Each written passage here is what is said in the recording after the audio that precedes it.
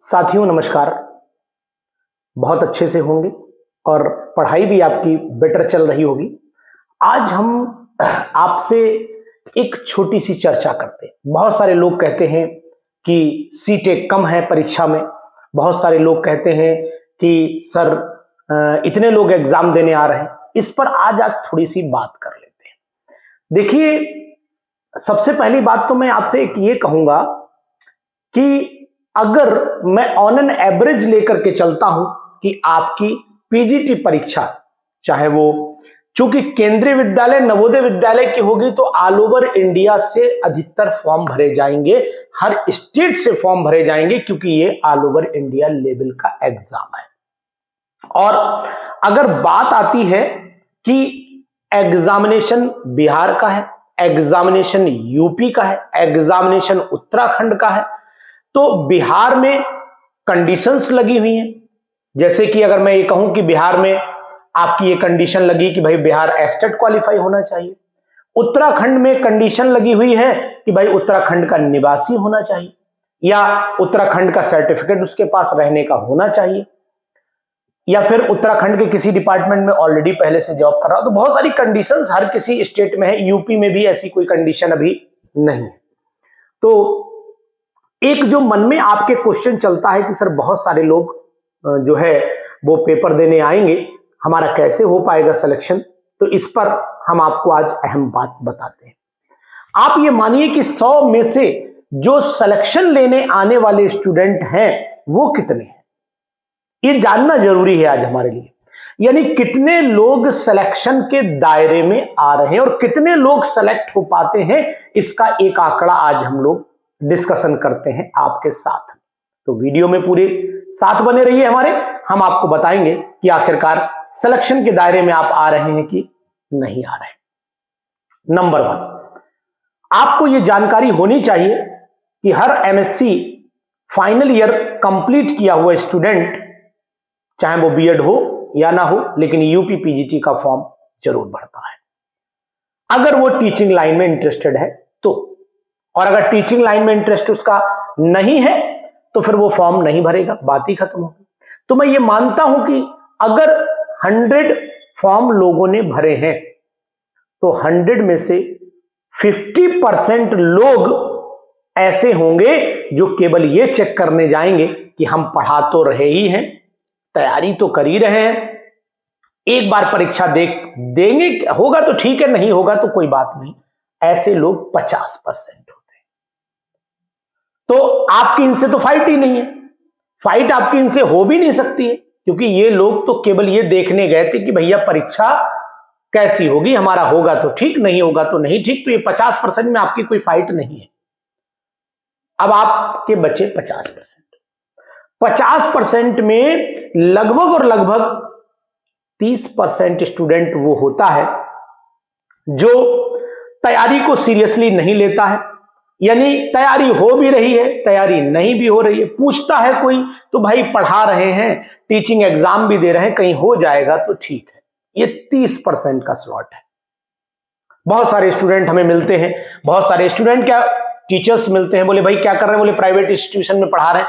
बोले साहब आप क्या करने की तैयारी है, बोले साहब अब जो है टीचिंग के एग्जाम दे रहे हैं, टीजीटी पीजीटी दे रहे हैं, कहीं हो जाएगा तो निकल जाएंगे। तो ये वो होते हैं जो 30% के दायरे में है। इनसे फाइट आपकी फाइट इनसे मात्र 50% की है। अगर आप 100 क्वेश्चन करके आओगे तो ये लोग 100 नहीं कर पाएंगे, 50 ही कर पाएंगे। और आप 50 कर पाए तो ये 25 कर पाएंगे। उस कैटेगरी के स्टूडेंट हैं, तो आपकी फाइट इनसे भी नहीं है। जो फाइट करने वाले स्टूडेंट आएंगे वो मिलेंगे अब आपको रिमेनिंग 20%। यानी कि 50% वो हो गए जो भीड़ बढ़ाने गए थे, 30% वो हो गए जो उम्मीद पर गए थे, बचे 20% लोग, जो 20% में 10% स्टूडेंट वो होते हैं जो पूरी ताकत के साथ में जुटे रहते हैं। रात दिन उन्हें पीजीटी दिखाई देता है कि PGT PGT PGT PGT PGT PGT PGT चलता रहता है। यानी कि उन्हें सिलेक्शन दिखता है, और सिलेक्शन दिखने वालों से ही आपकी कंपटीशन है। तो कंपटीशन तो मात्र 10% लोगों से बची है। आपको लग रहा है कि हमें इतने बड़े स्लॉट में कंपटीशन करना है, तो वो तो भीड़ बढ़ाने वाले लोग। सुना होगा आपने, मम्मी पापा बोले बेटा क्या कर रहा है, बोले बेटा पीसीएस की तैयारी कर रहा है। बोले कितने साल हो गए, 5 साल हो गए। बोले उम्मीद है हो जाएगा। ठीक है, माँ बाप को तो ये पता है। अब उम्मीद है हो जाए में बहुत सारे पेरेंट्स ऐसे होते हैं जो कंफर्म होते हैं कि मेरे बेटे का हो ही जाएगा, क्योंकि उन्हें अपने बेटे की तैयारी, बेटी की तैयारी का कंफर्मेशन होता है। कुछ लोग है भाई अब तैयारी कर रहा है, भाग्य में होगा तो हो जाएगा, नहीं तो कोई बात नहीं है। तो उस कैटेगरी की मैं बात कर रहा हूं कि उनसे अपने आप को दूर रखिए। यानी आपका कहने का तात्पर्य है कि आप उन 10% से करेंगे फाइट जो बहुत धुआंधार तैयारी का है। अब रिमेनिंग फिर 10% कौन से हैं? रिमेनिंग 10% वो हैं जो 5% JRF, net, PhD degree college में अपने आप को प्रोफेसर बताने वाले, यानी बताने का मतलब है प्रोफेसर की जॉब कर रहे हैं, कुछ इंटर कॉलेज में लेक्चरर ग्रेड पर काम कर रहे हैं, वो जो प्राइवेट सेक्टर में, क्योंकि इनसे मेहनत करने का इनके अंदर जज्बा तो होता है 5% में, लेकिन इनके आड़े इनकी ईगो टकरा जाती है। यार हम डिग्री कॉलेज में प्रोफेसर हैं यार, इतना तो हम निकाल ही देंगे। अरे भाई साहब हम बिल्कुल, पीजीटी तो हमारे लिए चुटकियों का खेल है, यूं निकाल देंगे। और कुछ उनमें से ही साथी ऐसे होते हैं जो डिग्री कॉलेज का ही ख्वाब देखेंगे, पीजीटी देने तो जाएंगे लेकिन डिग्री कॉलेज का ख्वाब देखेंगे, तो वो उनसे भी आपकी फाइट नहीं। तो 5% वो हो गए। रिमेनिंग 5% बेचारा वो होता है जो कॉलेज भी जा रहा है, चाहे वो डिग्री कॉलेज हो, चाहे प्राइवेट कॉलेज हो, चाहे पब्लिक स्कूल हो, चाहे यूपी बोर्ड का हो, चाहे सीबीएसई बोर्ड का हो, चाहे एससी बोर्ड का हो, चाहे सीजीएसई बोर्ड का हो, किसी भी बोर्ड का हो, वो जाता है। पहले तो वहां मेहनत करता है, फिर घर पे आके खुद मेहनत करता है अपने लिए। तो अब आपकी 5% में फाइट में तो वो भी आ रहा है।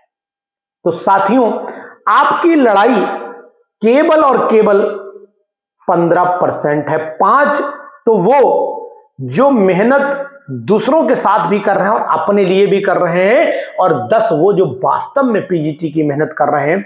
इनसे है आपकी टक्कर फाइट, बहुत कर्री टक्कर है इनसे। इनसे आपको जीतना है, तो इनसे जीतने के लिए आपको भी तो इनके बराबर की प्रैक्टिस करनी पड़ेगी। अब आप बहुत सारे साथी जो 5% के हैं, जो मैं आपको बता रहा हूं, जो फाइटिंग में हैं, वो उनमें आप भी आ रहे होंगे। तो यानी पहले तो आप अपने में लड़िए, फिर उन 10% वालों से लड़िए, क्योंकि इलाहाबाद के अंदर, दूसरे शहरों के अंदर, जो भी शहर हैं, मैं देखता हूं कि बहुत सारे बच्चे टीजीटी पीजीटी की तैयारी करने वाले टीजीटी पीजीटी की ही तैयारी कर रहे हैं।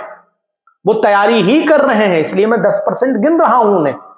और 5% लोग जो होते हैं वो ज्यादा ध्यान अपनी लाइफ चलाने में भी देंगे। भाई नहीं चलाएंगे तो काम कैसे चलेगा, वो जरूरी है उनके लिए। उसमें स्कूल जाना, कॉन्वेंट स्कूल जाओगे तो 6 घंटे का स्कूल है, 2 घंटे एक्स्ट्रा चले जाएंगे, 8 घंटे हो गए, घर आओगे 10 घंटे सत्यानाश हो गए। 10 घंटे के बाद फिर ट्यूशन कोचिंग, क्योंकि अर्निंग उतनी नहीं है तो उसके लिए मेंटेन करने के लिए भी चाहिए। अब बचा क्या बचा, 1 आध घंटा, उसमें फिर क्या मेहनत हो पाती है तो आप भी जानते हैं। तो इसलिए मैं आपको सलाह दूंगा साथियों कि आप ये जो महीना, अब मार्च तो जा ही रहा है, अप्रैल मई और जून तो खत्म, मात्र आपके पास 2 महीने बचे हैं, 2 या 2.5 महीना कहिए। इन 2-2.5 महीनों में थोड़ा सा समय अपने लिए निकाल लीजिए, इन फाइट वालों से लड़ने की क्षमता अपने अंदर पैदा कर लीजिए, और ये क्षमता ही आपका सिलेक्शन कराएगी।